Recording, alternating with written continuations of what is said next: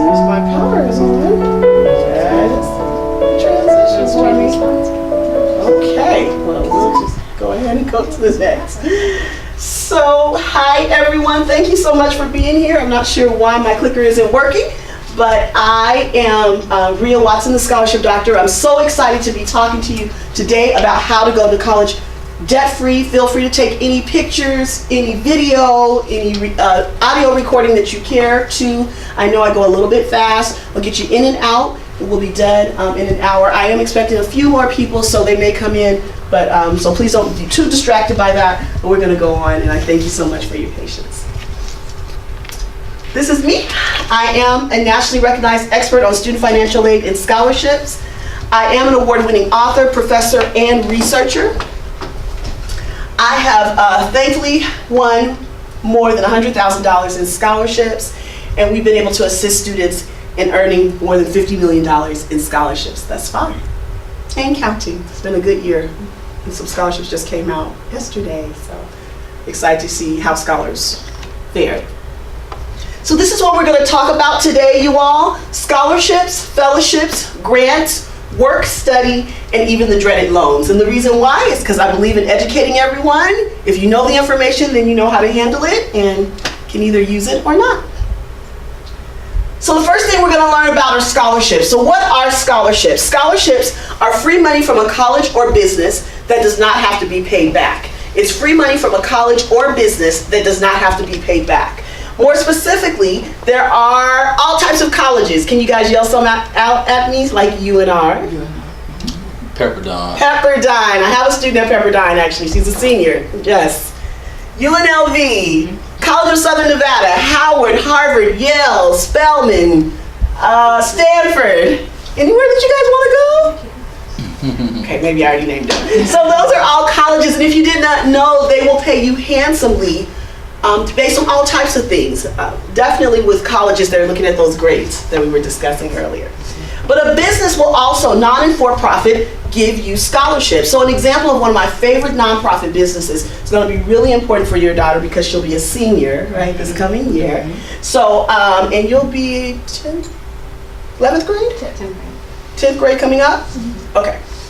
So I want you to still remember these times, though, these dates. So there's a scholarship. It's only for seniors, though. It's only for seniors. It's always November 27th. It's always November 27th. It is called the ELSC Scholarship. Now, the reason why I love the ELSC Scholarship is because just what I just said, like colleges love grades, they pay attention to grades. The ELSC Scholarship is actually not based on grades. It's based on altruism. What they care about is how altruistic are you? How much do you give back? How community-minded are you? And it's a huge scholarship. The scholarship, their top award is $50,000. Wow. That's a lot. Then they give away a $40,000 scholarship. They actually give away $5,000, $10,000 scholarships and about $1,000 scholarships. And again, all they're focused on is how much you give back, how community-minded, how altruistic are you. So I love the ELSC Scholarship. It is always November 27th. This scholarship is about 50 years old. They recently changed the date. But since they changed the date, same website, everything's the same. It opens always in about August of whatever year, but it's only for seniors. So when you're a senior and when you're a senior, it's going to be the same thing. They've had it for years, and they've given that kind of money away for years and years and years. So that's the example of a nonprofit business. A for-profit business is, again, one of my favorite scholarships, and it's the Burger King Scholarship. Yes, you can have it your way. You really can. The Burger King Scholarship is always due December 15th. Always due December 15th. Now, this scholarship is a for-profit business. It is also for seniors, and it is wonderful. So when you become a senior, you'll be ready for that. But just like Burger King has a scholarship, so does Coca-Cola, Pepsi, Dr. Pepper, Papa John's, McDonald's, Carl's Jr., Hardee's, you name it. Those are examples of for-profit businesses that actually pay students very handsomely for some of the things we're going to talk about in a second. And they do not have to be paid back. And if you have questions, feel free to ask anytime. Not like when I was at the Urban Chamber. You can ask questions anytime.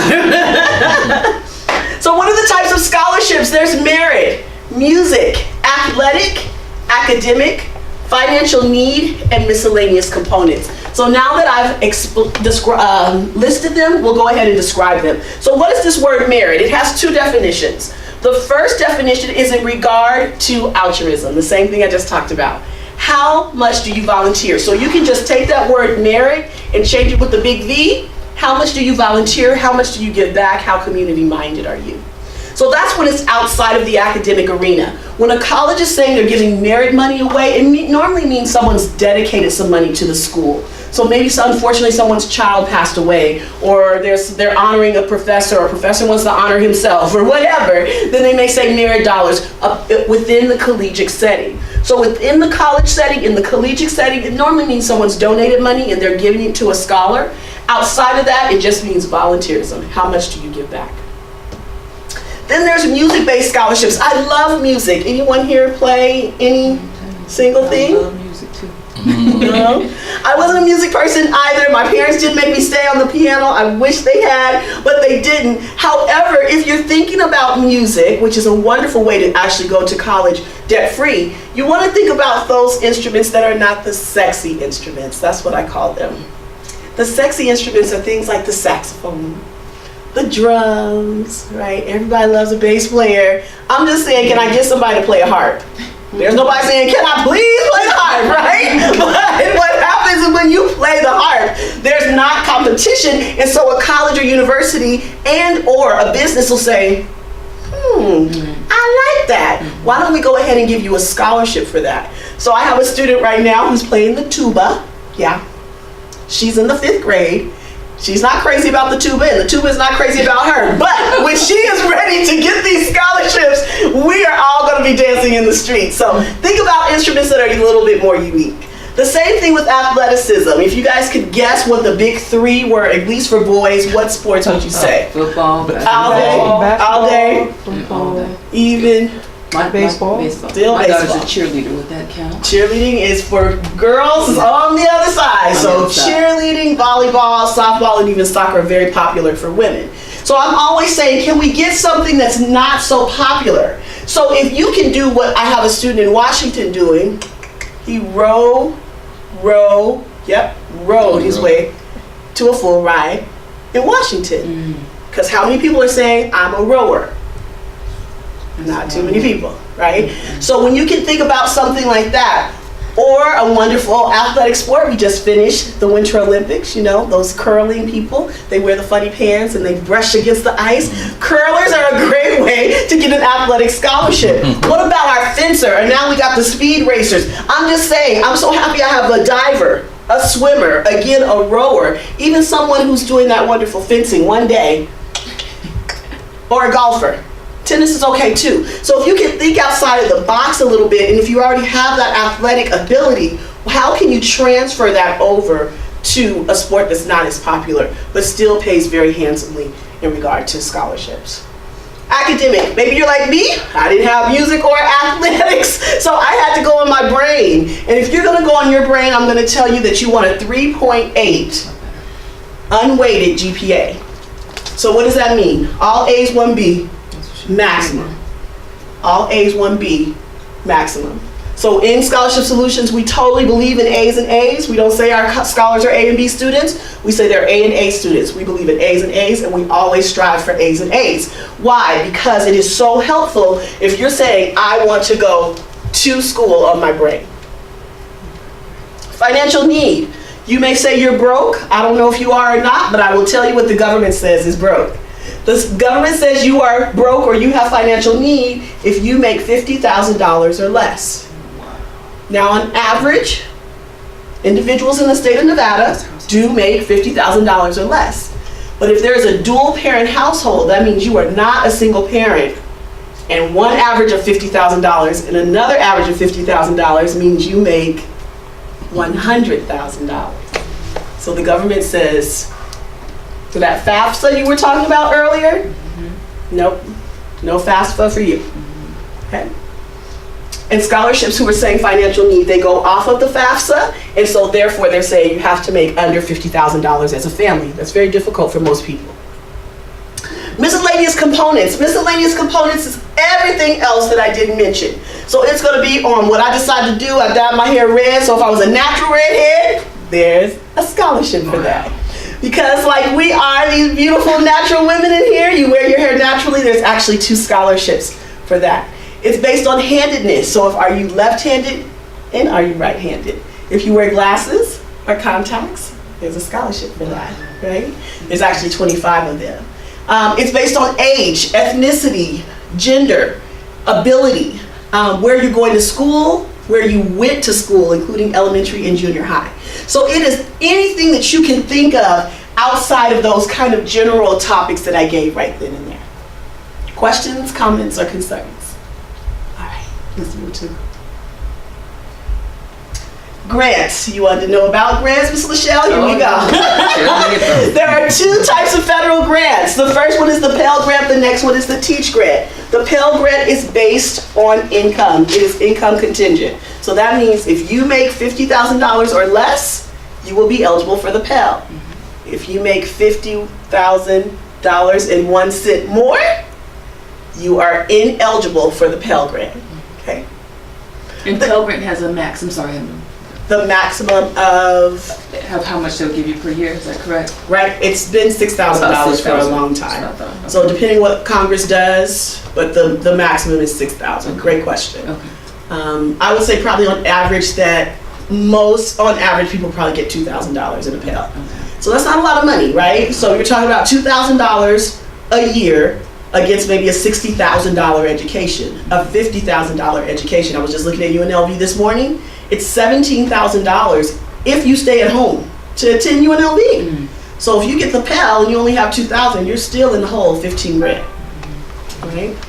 So people need scholarships, they need other funding because FAFSA is definitely not the end all be all. Okay? So that's the Pell Grant. The Teach Grant works very differently. If you're interested in being a teacher, you want to teach day school, so not like me where you want to work in the academy, not where you want to be a professor, but if you want to teach K through 12th grade, the Teach Grant is actually $4,000 a year that you can use towards any 4-year program. Let me rephrase that. They have specific topics that they want you to study, specifically STEM, science, technology, engineering, and math. They have some language things they need as well. But if you want to teach that and focus on one of those subject areas, you can earn $4,000 a year and they'll pay up until the master's degree. They don't pay for the doctoral degree, but you can get your 4 years plus 2 more years paid with a $4,000 grant. It's a really good program. It came under President Obama's administration. So again, this is money for the government that you do not have to be paid back, but it's income and major contingent. Fellowships. Fellowships, again, are money for graduate or professional school.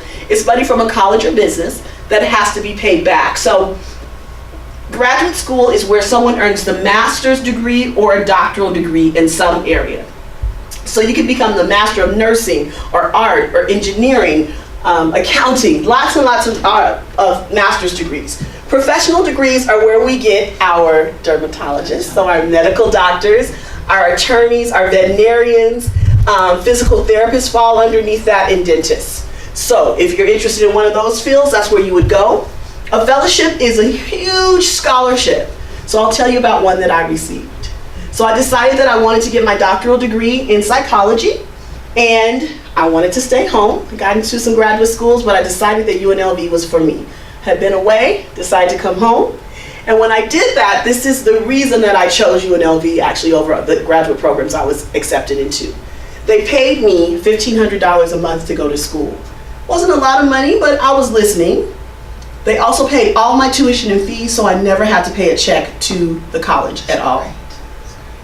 They paid for all my books and supplies for the 8 years that I was in the program, so my name was on the list in the bookstore. I just went, wrote, I needed this, I needed that. Never had to have that come out of my pocket. They also actually paid for health insurance. And then they asked me, Rhea, do you have children? I said, I don't. They said, we know this is an 8-year process, so that may change. They also covered childcare.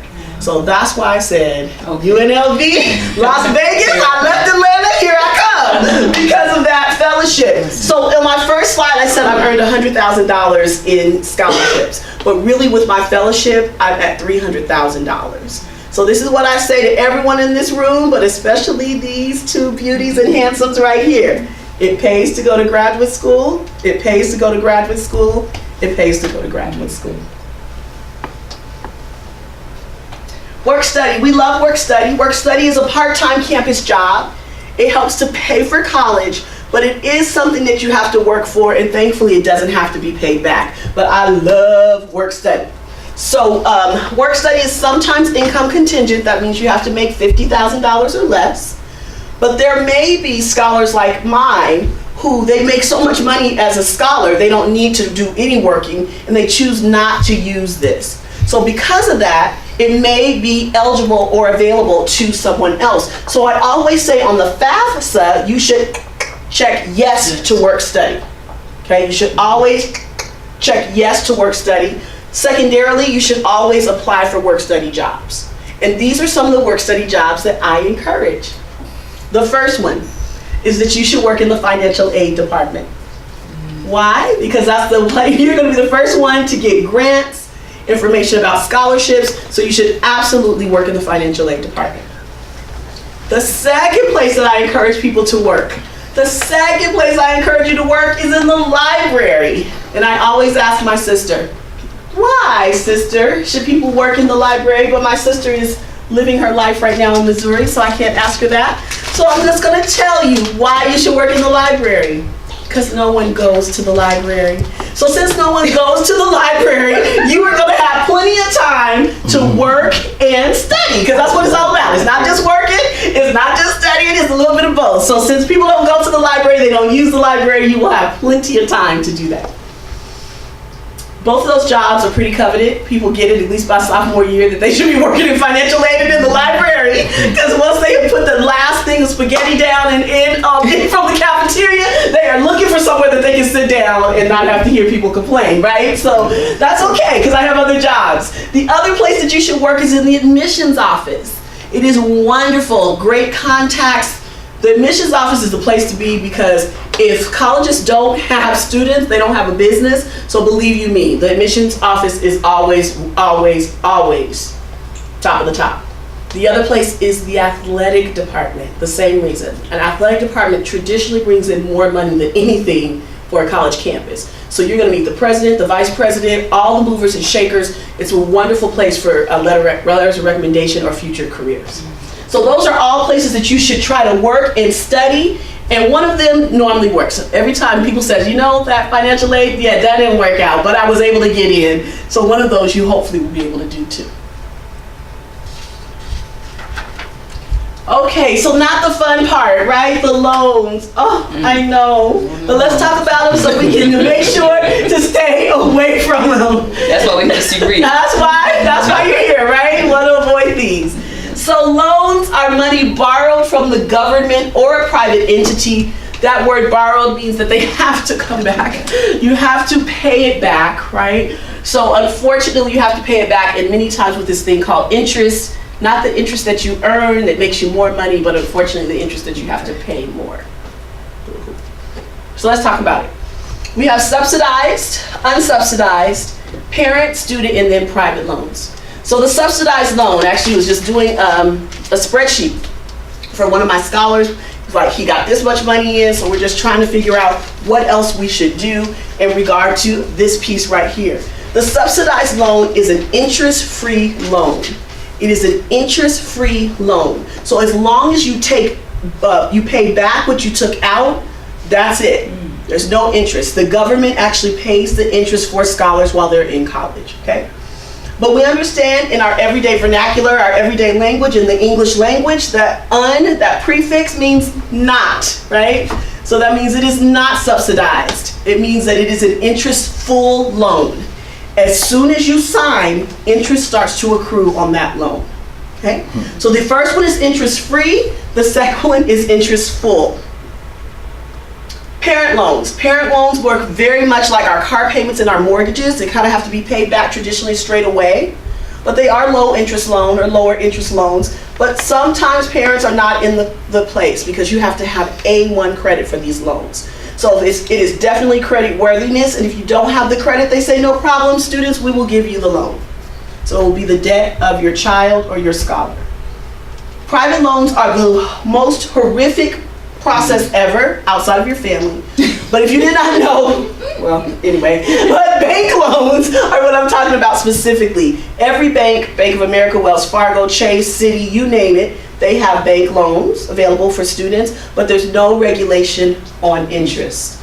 So you could sign for 9% today, and I've actually had the heartbreak of having people in my office, this is my office, and I've had them come here and say, we signed at 9%, I just got this notification that it's at 25%, Wow. and there is nothing anyone can do about it. There is no regulation on interest. So I would say, I normally don't.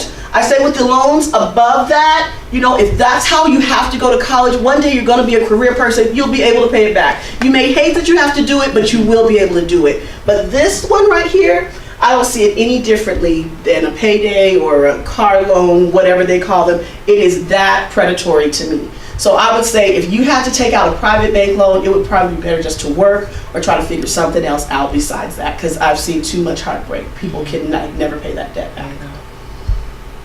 All right, questions, comments, concerns. All right, let's move on. Let's talk about how to go to college debt-free. From birth to high school students, I think we have that covered. You want the cumulative GPA to be a 3.8. So what is the cumulative GPA? The cumulative GPA is the smaller of the two GPAs. And every high school student should have two GPAs.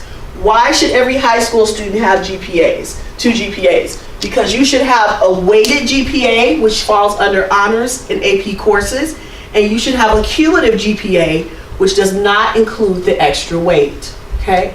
So I want the smaller of the two GPAs to be a 3.8.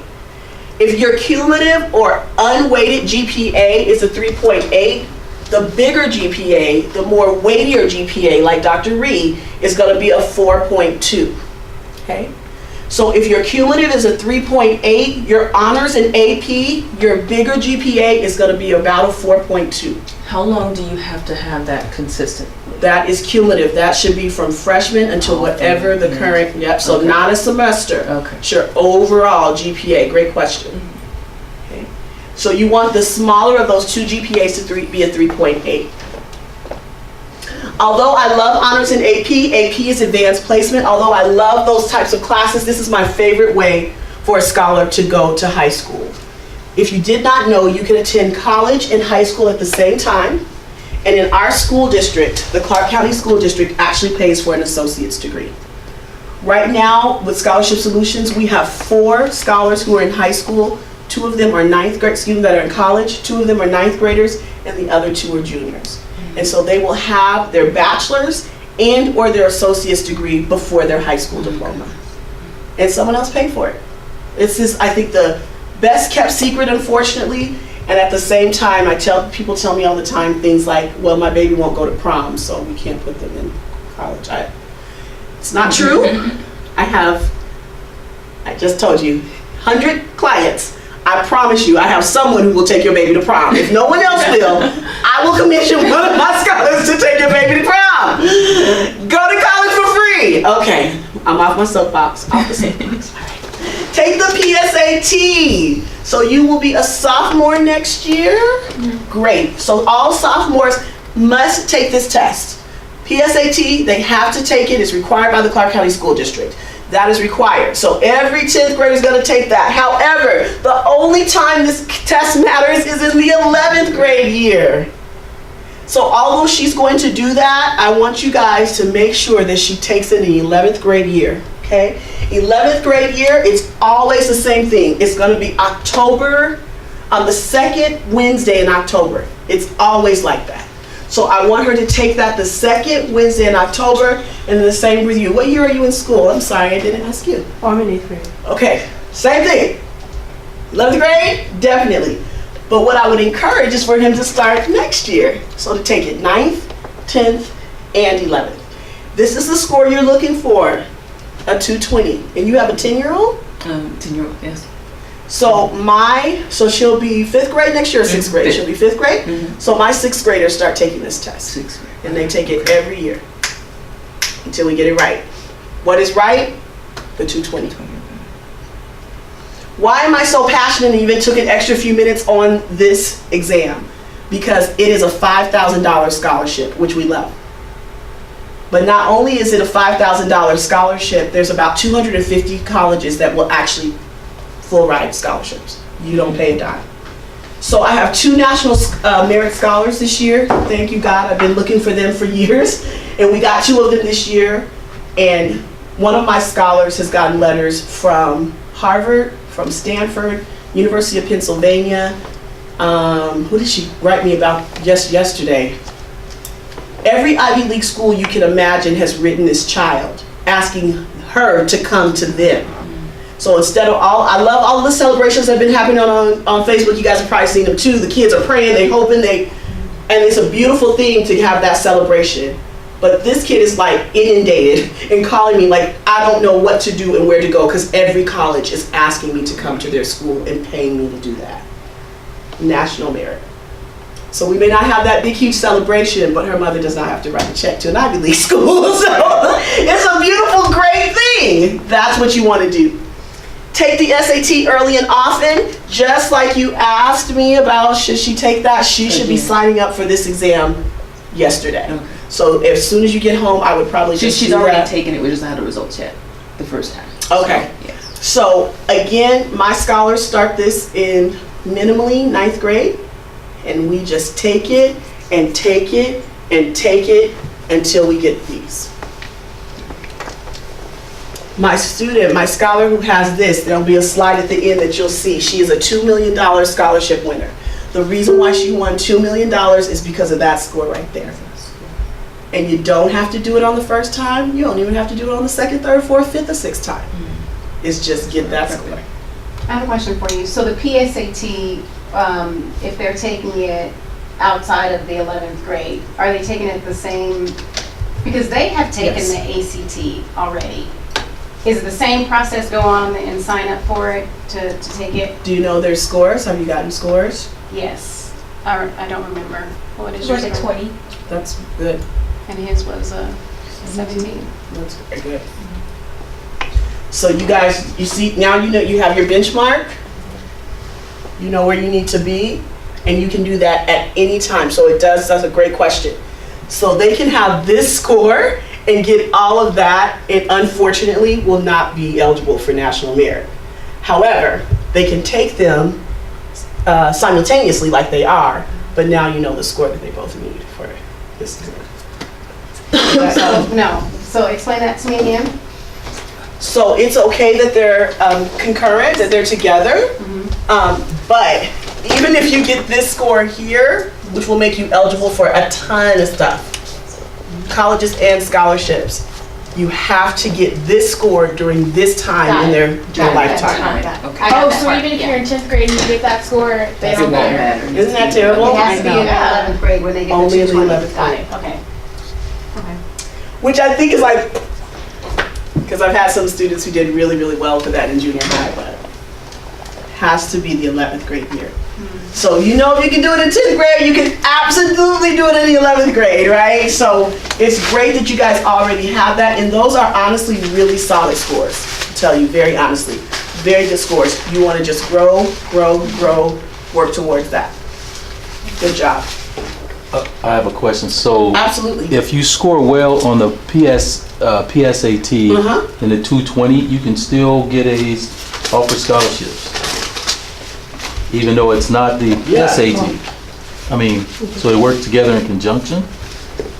Yes, the PSAT is only for National Merit. ACT, SAT is not for National Merit. Oh, okay. So ACSAT, and I see your hand, I'm not ignoring you. ACT and SAT are college entrance exams. Yeah, Okay. but I thought PSAT meant practice. It is. Okay, so you can Basically. still score. a Yes, scholarship. practice or pre. It absolutely is. So I know this is probably not a good question to ask. I I'm hope gonna so. ask it anyways. No, it's always a good So question. You never if know. a student scores a 220 in their 11th grade year, Yes. do the grades matter? That's a great question. And mine would say if you score a 1400 and a 30 in the 9th grade year, it doesn't matter. So it's a Grades really, shouldn't really, really good question. So traditionally, colleges are looking at consistency. Okay. But I will tell you, these are such good questions. So YouTube, listen up, because these are really good questions. The scores here, because they are objective, weigh way more than actual A grades. Which grades are never to be ignored, ever, ever, ever. Because many times there's an index. So they're saying if you have a 30 on the ACT, you may be able to do a 3.5 and we'll give you a full ride. But if you have a 30 on it, because I'm actually dealing with that right now, have a high score here, but low grades. And so he has missed out on about $50,000 because of that. So if he had the grades looking like this, he would be writing his ticket all over the place. But because of his scores, he's actually even getting scholarships. If it was the opposite, if he had like a 20, you're great, right? Because you are a freshman with a 20. But a senior with a 20 is we need to work on some things, right? So if he had a 20 and a 4.0, he may not have any scholarships at all, to be very honest with you. You said any scholarships. It would be probably very difficult. Wow, with a 4.0. Yeah, it would be very, very difficult. Wow. Because they're saying maybe you got the A because you're beautiful. Yeah. Maybe your parents are friends. Question it. Maybe you're really nice. It's probably all of those things. And you may have worked really, really hard for that A. Moreover, where are we, CCSD, I'm saying, not the world, Right. but where is CCSD in regard to education? Because those are standardized tests across the nation. It's the entire versus world, actually. This Only school, 5. or, yeah. You got it. So, yeah. So, and then our school district, so our A is already a C compared to everyone else. So if you're getting C's, they are like, next. Yeah. So this is the place where people can make up for all of that. And because it can be taken over and over and over and over again, and you can start at whatever age, there's really no reason that scholars should not have those scores. We So let actually me have a ask you test this prep, so- question. Yes, ma'am. So let's say that they score a 30 or a 1400 in the 10th grade. Yeah, They don't have to take it anymore? I would encourage them to take it. I think everyone should have Take a it. perfect score. Okay, so let's say they get a perfect score in the 10th grade. They're done. They don't I have to would worry take about it. it. You're good. You got a perfect score. You don't need to do anything else. So I'm But just I do saying, encourage people it's to not, take it. it doesn't matter that it was so Long far, ago. yeah, so long ago. It doesn't. So this part, so I want to be really clear, and you are saying it correctly, but just for everyone. ACT and SAT, you can get that perfect score at any time, and it will hold What's the for perfect your score? life. For the SAT, it's a 1600, and for the ACT, it's a 36. 36, okay. Okay. So for these two exams, you can get that at any time in life. For the PSAT, it only matters in the 11th grade year. Which I don't know why our school system requires every 10th grader to take it, but they do. So my private school students and charter school students traditionally doing it differently. My homeschool students, thank God, they're doing it differently. But traditional public school students and scholars, I have a few magnet schools that encourage it all the way from 9th through 11th grade. But most scholars, like when I don't know what schools your children go to, but they have to pay for this exam. So they have to pay for it in 9th grade and they have to pay for it in 11th grade. Okay, I don't think she has to pay for it. She's going to East Career Tech right now. Okay, so a lot of times they encourage it and they don't have to. Yeah, good. It's good. Okay. All right, great questions. Anything else on those two? Start applying for scholarships at